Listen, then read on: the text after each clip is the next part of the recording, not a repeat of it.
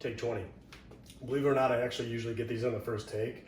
This is taking me a bit, so bear with me. I'm using this analogy for what causes fatigue, physical fatigue, not mental fatigue. That'll be a later topic, with my patients for a long time, but haven't actually put it to illustration. So as always, I'm gonna use a metaphor. And I want this to be able to help you to, one, be able to go faster or go longer in your endurance, or two, to improve your pace and be able to go faster. So how are we gonna do this? Imagine like your body is a canoe. In that canoe, you've got a team. Of that team, you've got 4 members, which are the muscles. 1 member, we're gonna call that Donald Duck. That's the lactic acid, or the buffer.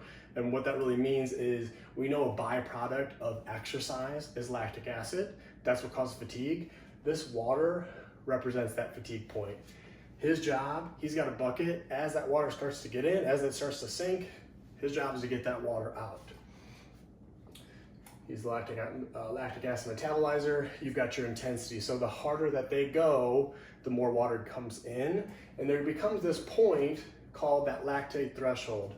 In our analogy, it's when the water gets full and the boat actually sinks, or we have to walk or stop what we're doing.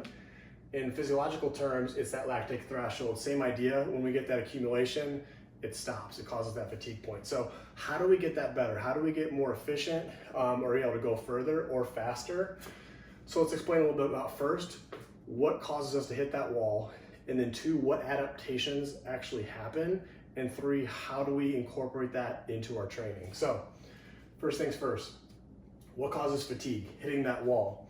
As these crew members, the muscles are going, keep in mind, they're a new team. They're not they don't know each other too well. They don't work in sync together. They're not really great rowers. They're kind of new to the whole thing too. Maybe you're new at running, not as efficient. So as they're going and they're trying to go forward, that water starts to splash and get back into the boat. So that lactic acid that's produced starts to accumulate at a fast rate within that canoe. Donald Duck, he's a little bit lazy. He's underpaid. He's not doing a great job of getting that water out super fast, so it's starting to accumulate. It gets to that point where it will fatigue. The water gets too high, we hit that lactate threshold, you sink, you've got to stop. How do we stop that? How do we get better? What are some adaptations that happen? Well, one, you'll see the bucket gets bigger. He's able to get more water out, or more lactic acid out, with each time he takes the water. He gets a little more efficient, he gets a pay raise, he starts working a little bit harder. The crew members, the muscles, they get a little bit more efficient. They get better at actually the technique of it, and they work better together, more in sync. So as a result of that, they're producing less water that's getting back into that boat. So they're able to go at that same pace as before, where they used to fatigue, or maybe they're able to go a little bit harder, a little higher intensity, and we're not getting as much water back into that boat. So we're not seeing that fatigue level. And how do we get this? How does this happen? Again, there's our water. So why is this important?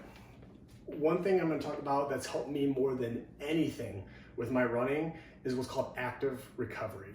And in this scenario, what an active recovery is I have a day where I'm going a little bit faster, a little bit higher intensity than normal. Let's say my normal pace is a 9-minute pace. I'm going around an 8-minute, and I know I can't withstand that for super long. I know there's going to get to that point where the boat is going to start to sink. Instead of stopping, so I get to that point, maybe 3 minutes, I'm going hard. I get to that point where the ship is about to sink, and instead of stopping, these guys just stop. Donald Duck works really hard to get that water out. Instead of that, these guys don't stop completely. They continue to go, not super hard. They dial back out of their intensity, and they allow him to start to get that water out, that lactic acid out. It doesn't feel great right away. And if I go from that to that, I'm not immediately gonna feel like, I got this.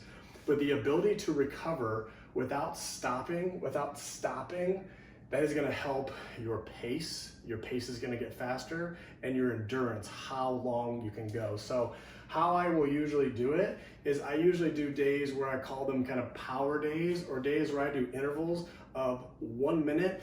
I'm gonna go a little bit harder. If I'm saying 0 to 10, 10 is like everything I've got, I'm in that kind of 7 to 8 range. I'm holding on to that for a period of maybe 1 to 2 minutes.